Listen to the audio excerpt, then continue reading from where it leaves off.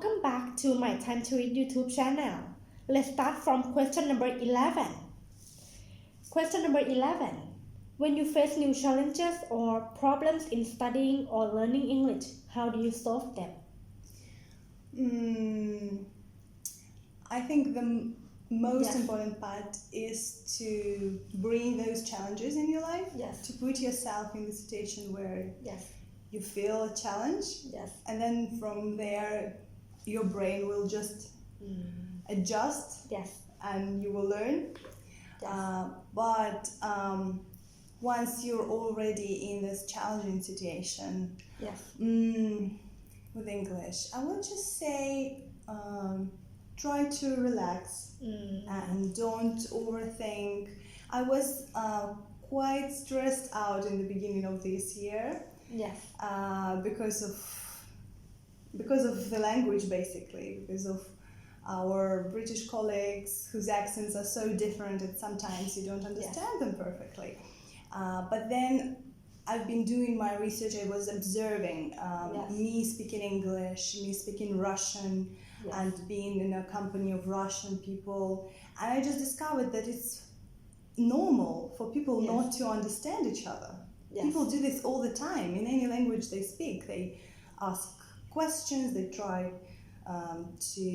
they ask to repeat something. Some people are just very quiet by their nature. Some people are very fast speakers. And it's important to know that language is the mean of communication. And as far as you can communicate something to another person, it's fine. So I would say you just need to calm down and go for it. And just don't be scared, but just face it. Face that problem. Yes, face it, embrace it, and and just be with the situation. With the languages, it's always the same. It will go off. The challenge you will overcome it definitely if you stay in the situation for long enough. It's just how we humans learn and develop. We have this ability to adjust ourselves, and it's brilliant. You just need to let yourself be in it and spend some time. Don't think it's gonna happen overnight. It's gonna happen over months or two. Which is not that bad as well. Okay. Question number 12. For those who really need to self-study or learn English but find it hard or have no choice, how will you tell or encourage them? I would say that it's inevitable. You always self-study something, right? And if you don't have any help from like real humans or real teachers or real friends, just go online and find it online. There are a lot of possibilities. Websites, YouTube. You can watch and practice your receptive skills like listening and reading.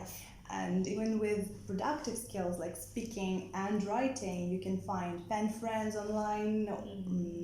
You can arrange Skype meetings with people also learning English. It's all very easy nowadays, and it's fascinating. That's very interesting.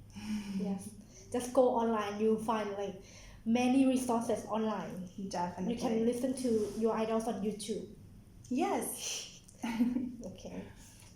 Question number 13. For those who have no foreign friends or don't like English but would like to learn, what should they do? Well, why do they need to learn English if they don't like it?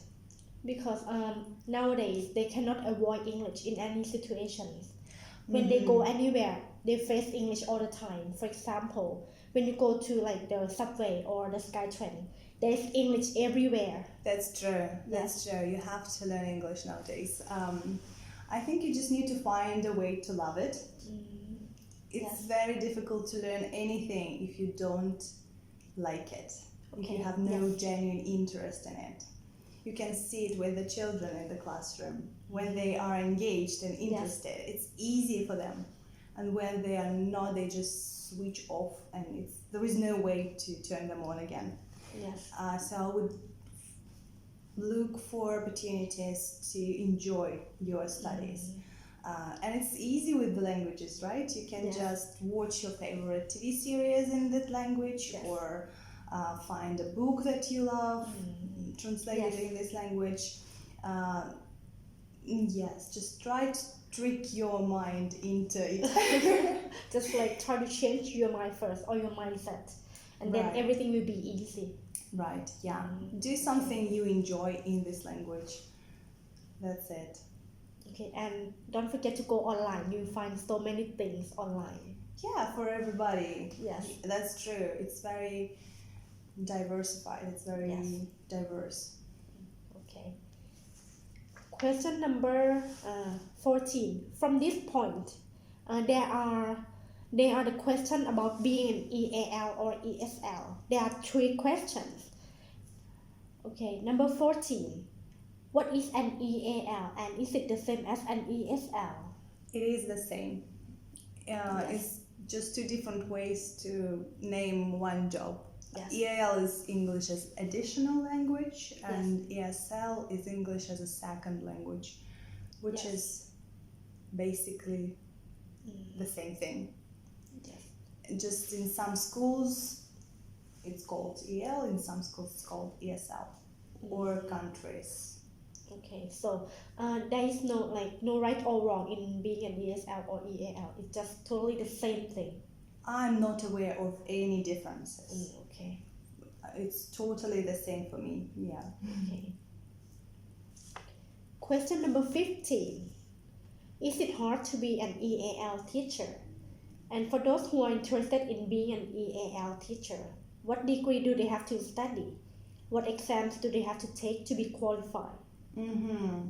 It's a tricky one, because the degrees and the courses you have to study, all this depends on the place where you're going to work. It's not the same. It's not the same. It can be different from country to country, and even from school to school. Okay. So in most countries, though, you have to work as an EL teacher with the children. Yes. You have to be qualified as a teacher according to the laws and rules in this particular country. Yes. The rules are the same as for all the other teachers. Yes. If you're going to work as a teacher for adults, then I don't think you have to have any qualifications. Basically, it all depends on the job description and the language school you're working in. Sometimes, and I think often, CELTA certificate or Delta certificate by Cambridge. Delta and Delta. Yes, it will be enough for you to find a job. So it's not that much paperwork, not that serious with adults and teaching adults, which is pretty natural. Yes.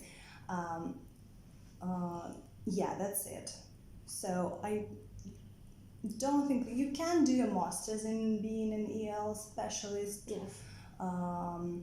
Which is also an opportunity. Yes. But then you need to check with the place where you're going to work.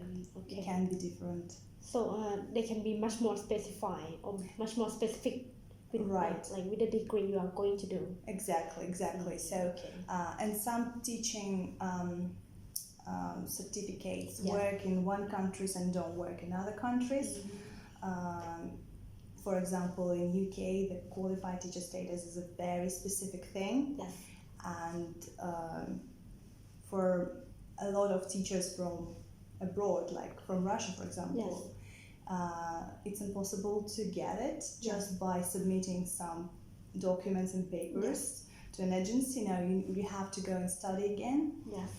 It's quite strict. But for European citizens, it will be just to do the paperwork and get the certificate. So it's quite complicated, and you need to find out the answer for your specific situation. Maybe I have to do the research, or someone would like to be an EL may have to do the research first and then Like, Definitely. yes, Yeah. take the exams because you will not waste your time. That's true. Yes, you need to find out the rules Yes. and restrictions in the Yes. country you want to work in, and then look at your Yes. certificates and degrees, and then compare it. It is possible that you will have to go and study again to get the certification. Okay. And now we have come to the last question. Question number 16. How long does it take to be qualified? Like how many years? Is it long or not that long? It depends again. Yes, sometimes you can do just the CELTA course, which is 1 month if you're going to work with Only adults. 1 month? Yeah, it lasts 1 month, but it's enough. I mean, enough stress, enough challenge, and enough work. It's very intense and quite difficult.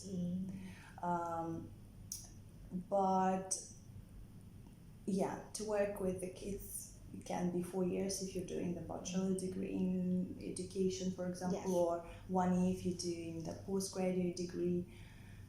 There are different ways to come into this professional occupation, and you need to find out for yourself, I think. There is no common solution. All depends on your background, your native language, and the country and the school where you're going to work. Okay, so do the research first. It's very important. And I hope that this video will be beneficial and useful for those who are learning or self-studying English now. If you guys have any questions or comments, please feel free. Thank you for watching, and we will see you in the next video. Bye!